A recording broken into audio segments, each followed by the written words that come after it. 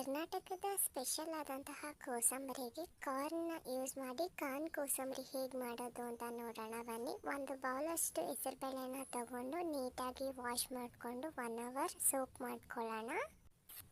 ಜೋಳನ ಸ್ವಲ್ಪ ಉಪ್ಪು ಹಾಕ್ಕೊಂಡು ನೀಟಾಗಿ ಬೇಯಿಸ್ಕೊಳ್ಳೋಣ. ಬೆಂದಾದ್ಮೇಲೆ 1 ಬೌಲ್ ದಾಳಿಂಬೆ, 1 ಬೌಲ್ ಜೋಳ, ಸ್ವಲ್ಪ ಕ್ಯಾರೆಟ್ ತುರಿ, 1 ಬೌಲ್ ಸಣ್ಣದಾಗಿ ಹಚ್ಚಿರುವಂತಹ ಸೌತೆಕಾಯಿ, ನೆನೆಸಿಟ್ಕೊಂಡಿರೋಂಥ ಹೆಸರು ಬೇಳೆ ಇದಿಷ್ಟನ್ನು ಹಾಕಿ ಒಂದು ಒಗ್ಗರಣೆ ಮಾಡ್ಕೊಳ್ಳೋಣ. ಒಗ್ಗರಣೆಗೆ ಸ್ವಲ್ಪ ಎಣ್ಣೆ, ಸಾಸಿವೆ, 1 ಹಸಿಮೆಣಸಿನ್ಕಾಯಿ, 1 ಒಣಮೆಣಸಿನ್ಕಾಯಿ, ಕರ್ಬೇವಿನ ಸೊಪ್ಪು, ಅದ್ರ ಜೊತೆಗೇನೆ ಸ್ವಲ್ಪ ಕೊತ್ತಂಬರಿ ಸೊಪ್ಪು ಇದಿಷ್ಟನ್ನು ಹಾಕಿ ನೀಟಾಗಿ ಫ್ರೈ ಮಾಡಿಕೊಂಡು ಒಗ್ಗರಣೆನ ಹೆಸರುಬೇಳೆ ಮೇಲೆ ಹಾಕಿ ಅದಕ್ಕೆ ರುಚಿಗೆ ತಕ್ಕಷ್ಟು ಉಪ್ಪು, ಖಾರಕ್ಕೆ ಕಾಳು ಮೆಣಸಿನ ಪುಡಿ ಇದಿಷ್ಟನ್ನು ಹಾಕಿ ನೀಟಾಗಿ ಮಿಕ್ಸ್ ಮಾಡಿಕೊಂಡ್ರೆ ಕೋಸಂಬರಿ ರೆಡಿ ಆಗುತ್ತೆ. ನೀವು